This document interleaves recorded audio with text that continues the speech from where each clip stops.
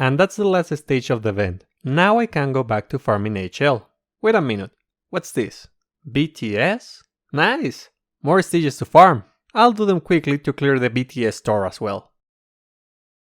Hello everyone, and welcome back to the channel. JC here with another video on Disgaea RPG. Today we'll talk about how to beat the BTS stages. What I'm going to talk about in this video is one way to clear these stages. There are other strategies, but this one is the easiest and most consistent. The BTS is a new mode that was implemented on the anniversary event. On this mode, players have to beat 3 stages per day to get event points. Simple, right? It's just like the other event stages we've had so far. But there's a catch. These stages are extremely difficult, not only because of the enemy's level, but also because they are very fast. So let's check what you need in order to beat these stages. The first thing that you need to beat these stages is a max level main attacker with good any level. Unlike previous stages where the level alone was enough to beat them, here you will need a really strong attacker, as the enemy's level are also maxed out. Next you will need boots, speed innocence, and a character with a party-wide action gauge increase at the start of wave.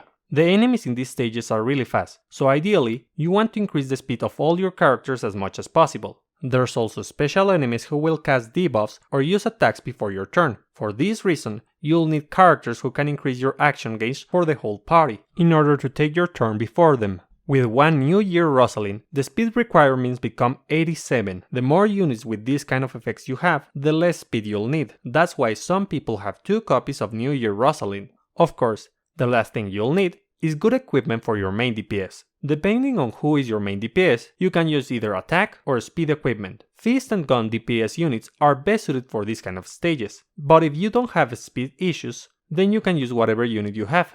If you already have all the necessary requirements, then you should be thinking about tackling this content, but due to how speedy your team may be, it's necessary to organize it correctly. If you have a speed buffer, then it should be on your first slot. You want to use speed buffs as quickly as possible to increase the speed of those who aren't reaching 87 speed.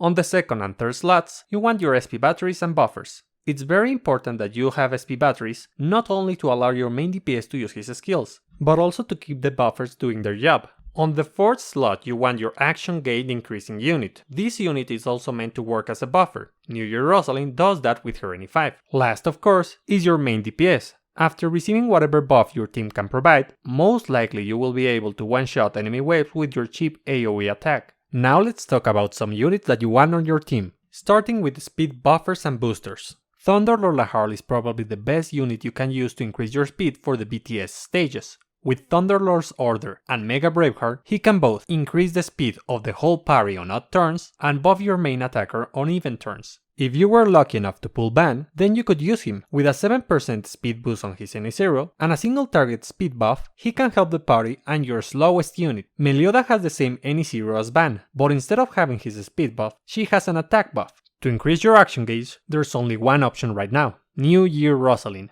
Yes, the hype was real. I checked all the action gauge increasing units I remember, and none of them activate their effects at the start of wave. Only a few units do this for themselves. New Year Rosalind's NE0 increases the action gauge of the whole party by 150, and with this, you're guaranteed to take action before your opponent as long as you met the speed requirements. She can also buff your main attacker with her NE5, but it's important to place everyone in the correct order. For SP batteries, the best units you can use are Supreme Laharl and Archangel Flown. If you have both, they actually do an excellent combo, as Laharl procs Archangel Flown's SP battery ability with his Supreme style.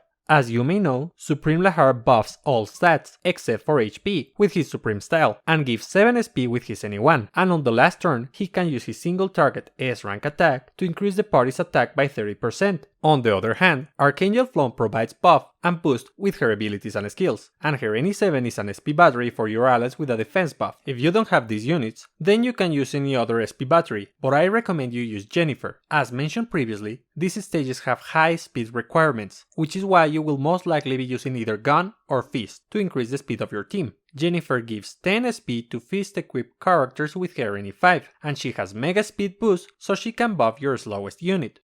The first wave is by far the most difficult one, as you're just starting to build up your buffs. On the anniversary event, the fastest enemy were the 2 spirits. Right now, the fastest enemy is the ninja. I don't know if this will change constantly or not, but it's nothing to worry about as long as the bursts don't become super fast. Most likely, Your main DPS will destroy all enemies after using his AoE attack, but the burst might survive. For that reason, you want to have Supreme Lahar in your team. On his first turn, he can provide SP with his NE1 and buff the party with Supreme Style. Thanks to his 500 action gauge increase from this skill, he will be able to attack before the remaining enemies, thus eliminating them before they do anything. Another way to deal with all the enemies is with a main attacker who can use an AoE attack, which also increases the action gauge by 1000, like Tyrant Overlord Kylidia. To finish, I'll mention that in the future we'll receive Formal Ortina, who can grant a special buff to one ally, which gives them an extra action, so it would be like using Kylidia's high cost AoE attack. And that's it, guys. The more we progress in the game, the more certain units become a requirement to clear challenging content. It's possible that this stage change in some way, or that the requirement goes up, so if you can go beyond 87 speed, that would be great. I hope that you're able to clear this stage with this advice. If you like the video, share,